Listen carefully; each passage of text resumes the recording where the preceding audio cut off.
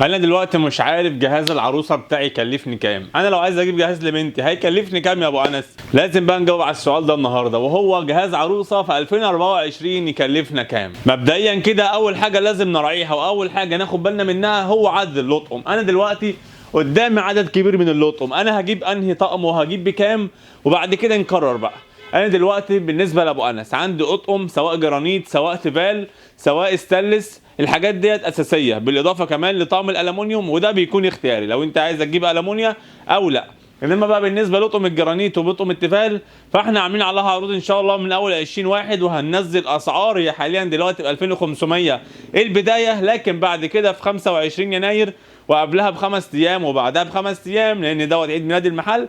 انا لحد دلوقتي بحاول اوفر لكم مجموعه من اللطقم، يعني بصراحه عشان تجيبوا بالنسبه للشغل اللي عندي، عشان انا شغال في حاجات لوكسيات. يعني مثلا ممكن نجيب الاربع تطقم بتوع المطبخ، سواء هتجيب طقم الجرانيت وهتجيب طقم الاستانلس وهتجيب طقم التيفال وهتجيب طقم الالومنيا، ممكن يبقوا في حدود من 10000 ل 11000. دول كده اطقم المطبخ ودول جزء كبير قوي من اطقم المطبخ، بس طبعا على الحاجات اللي انا بختارها. انما انت لو هتختار حاجات عاليه وحاجات قيمه هنطلع في الاسعار عن كده بكتير جدا. انما الشغل اللي انا بقول لك عليه دوت شغل محترم برضه، بس في الاسعار ايه اللي هي المتوسطه للناس اللي هي عندها مشكله انها تجيب حاجات ايه تكون غاليه وبرضه هتكون اكتر من طاقتها. فاحنا بنعمل حساب الناس دي كلها بصراحه لان هم فوق دماغنا. بالاضافه كمان لطقم زي اللطقم دي، اطقم الصيني، اطقم الصيني اسعارها بقت عاليه جدا في الوقت اللي احنا فيه، فلذلك لازم نراعي النقطه دي. اطقم الصيني بتبدا دلوقتي من 3950، في حاجات اقل من كده في حاجات اقل من كده، بس حاجات ايه مش هنقول عليها طقم، هي لمامه تطقم. انما عايز اجيب طقم محترم هنبدا من 3950 وده يعتبر اقل سعر للطقم الصيني. ومكملين في اطقم النيش، اطقم النيش هنكملها بالازاز، اطقم الشربات واطقم الكاسات وكوبايات الميه والشاي والقهوه، حاجات لا غنى عنها من منتجات النيش برضو مكمله معانا باسعار تبدا من 245 فيما فوق، لان احنا بنحب نشتغل في الحاجات اللي هي بتبقى ايه شعبي وحاجات مصري وحاجات زي كده، لان احنا بنحب نشتغل في الحاجه النظيفه وفي نفس الوقت الرنجات بتاعتها تكون كويس. ومكملين مع بعض في اطقم النيش وهي اطقم الاركوبايركس. اطقم الاركوبايركس طبعا معظمها مستورد لان انا ما بشتغلش في المصري، خامه رديئه جدا وبلاش انكم تشتروها. في طبعا حاجات ارخص طقم عندي هو الطقم اللي بتبقى بالشكل ده، شايفين عامل ازاي؟ هو ده الشكل، طبعا بيبقى شركه صيني ميد ان تشاينا زي ما انتم شايفين الختم اهوت ميد ان تشاينا، ما بشتغلش في حاجات مصري. ما اعرفش الطقم ده بالذات اول ما بيتحط في النيش بلاقي الوانه كلها دخلت في بعضها وناس كتير اشتكت وانا واحد من الناس اشتكيت، علشان كده هو سعره رخيص برده، وده بيبدا من اول 2800 جنيه.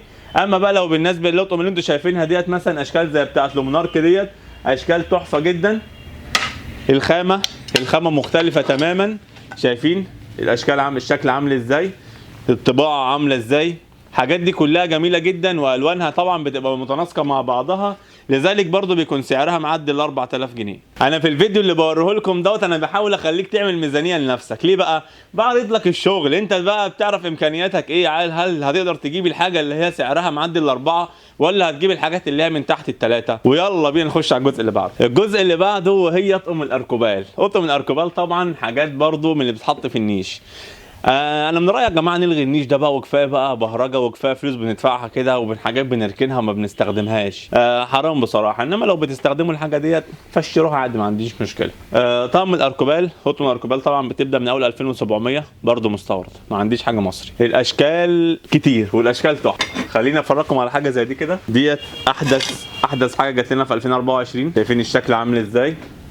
ده طبعا طقم اركوبال. وبالامانه بقى الحاجه اللي ما ينفعش نستغنى عنها خالص هي طقم الميلامين. اطقم الميلامين ديت من اهم الحاجات اللي لازم تشتريها، اطباق عمليه ما تخافيش انها بتتكسر، استخداماتها كتير جدا، بيتحط في المطبخ كله، بيبقى شكله جميل وفي التقديمات كمان جميله. حاجه زي اللي موجوده قدامك دي كده ده الميلامين الماليزي، في حاجه بيور زي ديت، في حاجه ماليزي اللي هو بيبقى 2 لون، في طبعا رسومات في رسومات ثانيه وديكالات ثانيه والوان ثانيه، حاجات كتيره جدا موجوده في المخزن ومعروضه برده مكملين فيها لتحت. لو لو دخلنا في الرنجات بتاعه الميلامين هنلاقيه بيبدا من 850 جنيه في 1100 في 2900. في حاجات طبعا الشريف درجه ثانيه وحاجات الشريف درجه اولى، فبنلعب في 2700 وبنلعب في 1800 في الشريف. انما بقى الميلامين الماليزي كله فوق الاربعه. كده يعتبر جمعت لكم معظم اطقم النيش، فاضل طقم واحد تعالوا نتفرج عليه. اخر حاجه معانا في النيش هو طقم الفطار. هو للاسف احنا عارضينه على ناحيه الشارع، يعني الناحيه الثانيه ديت الشارع، بس سهل جدا ان انا افرجكم عليه. زي ما انتم شايفين كده في حاجات زي كده، دي بتكون اقل في الاسعار من اي طقم فطار تاني. اطقم الفطار دي البدايه فيها ده بيكون عامل في حدود 2500 جنيه. بيبقى في حاجات بقى 2 لون بالشكل ده كده، وطبعا في منها الوان كتيره جدا، يعني في الروز وفي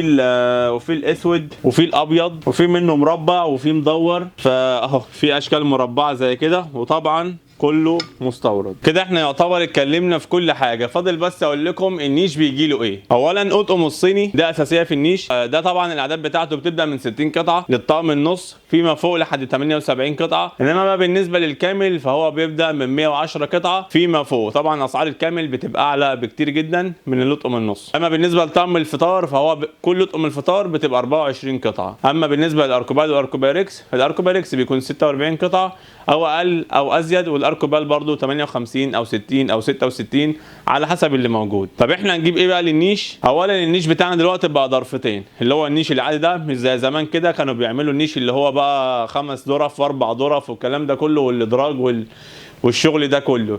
فطقم الصيني ممكن نجيبه، نختار طقم اركوباركس او طقم اركوبال، ونجيب معاهم طقم الفطار مع اطقم كاسات، مثلا يعتبر مثلا 4 اطقم كاسات مع طقمين شربات مع طقم 12 او طقمين 12، وكده يكون لمينا النيش وشكرا. انما بقى حاجات المطبخ بقى والحاجات اللي باقيه كلها فهي معانا اساسيه، يعني سواء اطقم الحلل نجيب الاستانلس اساسي، ونجيب الجرانيت ونجيب التيفال ونجيب الالومنيا. دول كده 4 اطقم هيبقوا اساسيين معانا في الجهاز. في ناس بتحب تبدل تاخد بدل التيفال تاخد سيراميك، طقم سيراميك زي اللي فوق اللي لونه بينك دوت، ويسيبوا ايه التيفال. يعني نقدر نقول ان جهاز العروسه كله نقدر نلمه من 60 ل 70 الف، ده كده الرينج اللي هو المتوسط. اما بقى بالنسبه للناس اللي بتختار اطقم عاليه زي السافلون والحاجات الكريستال الازاز والنيو فلام والكلام ده كله، فاحنا كده هنتخطى رينج ال 100,000. بكده نكون وصلنا لنهايه الفيديو النهارده، ويا رب اكون قدرت افيدكم. انتظروني في فيديوهات كتيره جدا هنتكلم فيها بقى بالورقه والقلم والاسعار الدقيقه لكل حاجه في 2024، وهنعمل ميزانيه للعروسه من كل انحاء الجهاز، سواء اطقم النيش، اطقم المطبخ، البلاستيكات، رفايع المطبخ، ازاز المطبخ، الكلام ده كله هنتكلم فيه بالتفاصيل. فلو ما كنتش تابعني دوس اشتراك في القناه واعمل لايك للفيديو دوت وفعل الجرس عشان تشوف كل جديد. اما بقى لو حابين تستفسروا عن اي حاجه فده الرقم بتاعي اهوت قدامكم.